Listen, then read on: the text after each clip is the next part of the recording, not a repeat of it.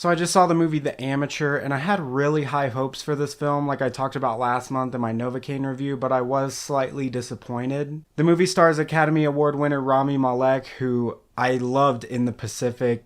Rami Malek, the Cajun community thanks you. We've also got Lawrence Fishburne, who's actually really funny in the John Wick movies, from what I remember at least. When I saw the trailer for the movie The Amateur, I thought, wow, this movie actually looks like it's gonna try and put some heart into it. And it does, but there's just a few small issues with it that really get in the way of this movie's potential. As usual, from this point forward, I will be talking spoilers, so if you want my final verdict spoiler free, skip to this time in the video. The movie is basically just a ripoff of like the first 10 or 15 minutes of the movie American Assassin, but not as blatant as I'm making it sound. The movie follows a CIA desk agent named Charlie who's very intelligent, and while his wife is in London, she gets caught in the crossfire of a terrorist attack, and she loses her life after being taken hostage. Then when the CIA decides to do nothing to try and catch his wife's killers, Charlie takes matters into his own hands, taking them all out one by one until he finds the actual man who shot his wife. And a lot of people don't like this trope where you have like a male protagonist who lacks physical strength. This was one of the reasons why people didn't like the movie Novocaine. I personally don't think there's anything wrong with this. It's only like when it becomes a glorified humiliation ritual that I start to have problems with it.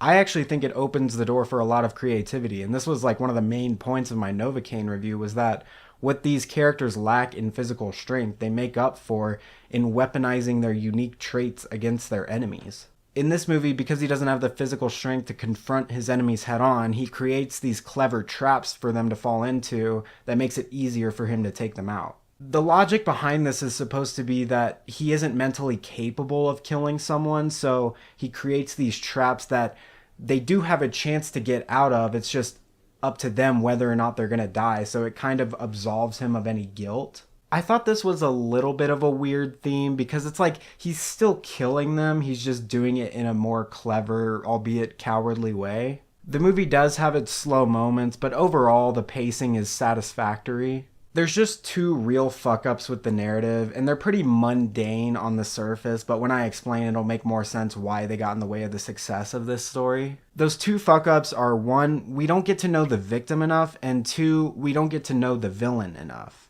The time we spend with Charlie's wife, who's played by Rachel Brosnahan, is so short. They just spend one very routine morning together before she heads off to London. It needed to be more like The Last of Us, the game, not the TV show, where there's like a really cute and playful moment between Sarah and Joel before she's murdered. Or like American Assassin, where he proposes to her right before the terrorist attack. That's the kind of stuff that gets an audience connected with a character that's about to die at the very beginning of a story. What we should have gotten was the airplane scene, where later in the movie he has this flashback to when his wife gifted him this old prop airplane, and it was very wholesome. This should have been the opening scene of the movie. It would have been a special moment in this couple's relationship, and it would have made her death way more emotional. And speaking of her death, it's not nearly as heavy as it needs to be for this movie. In the movie American Assassin, his fiance gets shot right in front of him, and you can see it. You can see the hole just open on her chest, and the last thing she sees is her fiance not saving her in time. It's fucking brutal. In this movie, the attackers just get her down on her knees, one of them points a gun at her head, and it cuts off right before he shoots her.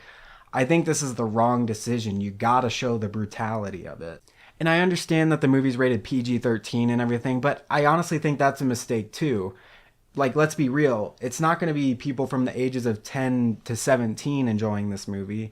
It's going to be grown adults enjoying this movie. And I think that the content of this movie should be just as mature as its story. Then you have the villain, who's very disconnected from the storyline, and I think part of the problem is that they don't really show his face until the end of the movie. When he kills Charlie's wife, he's wearing a ball cap and a face mask. Obviously he's trying to conceal his identity, but this whole plot point is negated because the CIA finds out who he is in like 6 seconds. Again, just like in American Assassin, you can actually see the killer's face when he kills her. That's the sort of thing that adds soul to a villain. If I can't see his face when he kills the protagonist's wife, then there's not as much of a villain there. The other problem with this villain is that there's almost no background on him. He's basically Osama bin Laden, where he's completely isolated and it's very hard to gather any information about him. Again, this is just the wrong choice. There's no narrative goals with a villain like that. It just feels like he's jumping from bad guy to bad guy until he just finds the guy who pulled the trigger. It just really made him seem no different than the other bad guys that Charlie was hunting. For a villain, you need someone who's gonna stand out from everyone else. Then you have Lawrence Fishburne's character, who's just more or less a ripoff of Stan Hurley from American Assassin, but with more lazy writing. His job is basically to train Charlie specifically so that he can hunt down his wife's killers, but it's so railroaded and he's not nearly as aggressive with Charlie as he needs to be.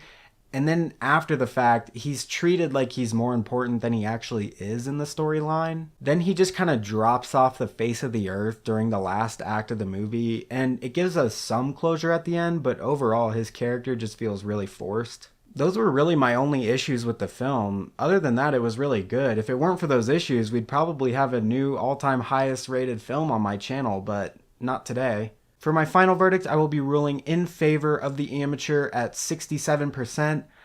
I've done about 15 reviews now. I've had high hopes for many of them, and I'm just waiting for the day that my high hopes are truly fulfilled. Now, should you go see it, rent it, or stream it, or just not watch it at all?